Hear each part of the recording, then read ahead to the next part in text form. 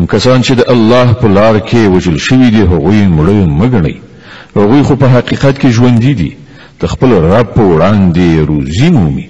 ته چې الله د خپل لورینې له مخې هغو ته ورکړي دي پر هغه خوښ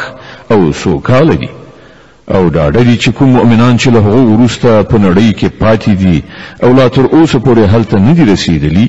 د هغو لپاره هم څه ویره او کړاو نشته هغوی د الله په لورینه او د هغه په مهربانۍ خوشحاله او سوکاله دي او هغو ته څرګنده شوې ده چې الله د مؤمنانو اجر نه ضایع کوي کوم کسانو چې له ټپي کېدو نه وروسته هم د الله او د رسول بلنې ته لبیک وویل په هغو کې چې کوم خلک نیکوکاران او پرهیزګاران دي د هغو لپاره ستر اجر دی او هغه کسان چې خلکو ورته وویل چې ستاسې پر خلاف لویې لښکرې راغونډې شوي دي له هغو نه وویریږئ نو د دې په اورېدو یې نور هم ایمان پیاوړی شو او هغو ځواب ورکړ چې زموږ لپاره خدای کافي دی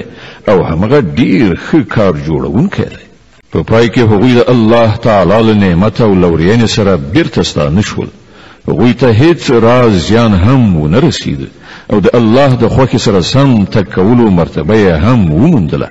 الله ډیر ستر لورونکی دی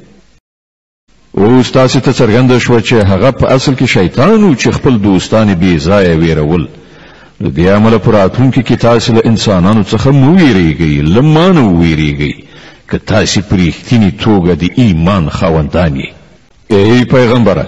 څوک چې نن د کفر په لار کې هاند او هڅه کوي ته د هغو په منډو تړو مه ځورېږه دوی د الله هیڅ کار نشي ورانولی الله غواړي چې د هغو لپاره په آخرت کې کومه برخه ونه ټاکي او په پای کې هغوی په سخت عذاب اخته کیدونکي دي کوم خلکو چې د ایمان په بدل کې کفر اخیستی دی هغوی په باوري توګه الله ته هیڅ زیان نشي اړولی د هغو لپاره دردناک عذاب تیار دی دا مهلت چې موږ هغو ته ورکوو کافران دي دا د ځان لپاره غوره نه ګڼي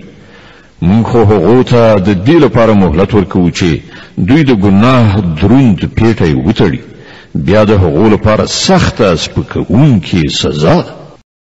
الله به مؤمنان په دې حالت کې هیڅکله پرې نږدي چې تاسې اوس پکې یاست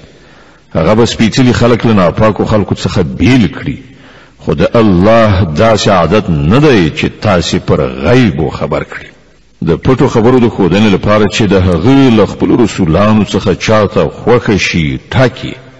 له دې امله د پټو چارو په باب پر الله او پیغمبر ایمان ولرئ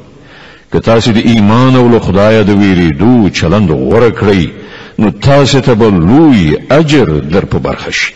کوم خلکو ته چې الله له خپل فضل نه ورکړه کړې ده او بیا هغوی د بخیلۍ نه کار واخلي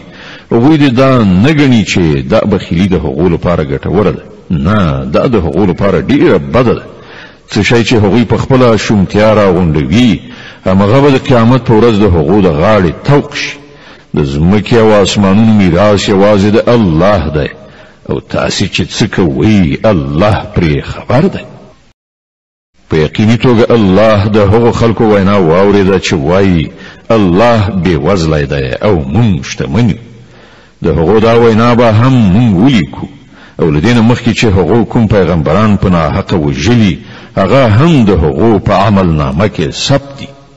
کله چې د فیصلې وخت راشي په هغه وخت کې به موږ هغو ته ووایو چې دا اوس د دوزخ د عذاب خوند وڅکئ دا ستاسې د خپلو لاسونو ګټه ده الله پر خپلو بندګانو ظالم نه دی کوم کسان چې وایي الله مونږ ته لارښودنه کړې ده چې مونږ باید هیڅوک د پیغمبر په توګه تر هغه پورې ونه منو تر څو چې هغه زموږ په مخ کې داسې قرباني ونه کړي چې له غیبو راتلونکی اوړي ونه خوري هغو ته ووایه تاسې ته له ما څخه مخکې ډېر پیغمبران راغلي دي چې ډېرې زیاتې څرګندې ښکاره نښانې یې راوړې وي او هغه نښانه یې هم راوړې وه چې تاسې یادونه کوئ نو که د ایمان راوړلو لپاره تاسې د دې شرط په وړاندې کولو کې رښتیني یاست نو تاسې هغه پیغمبران ولې وژل اوس ای محمد صلی الله علیه وسلم که دا خلک تا دروغجن ګڼي نو له تا نه مخکې یو شمېر هغه پیغمبران دروغجن ګڼل شوي دي چې ښکاره څرګندې نښانې صحیفې او روښانوونکي کتابونه یې راوړي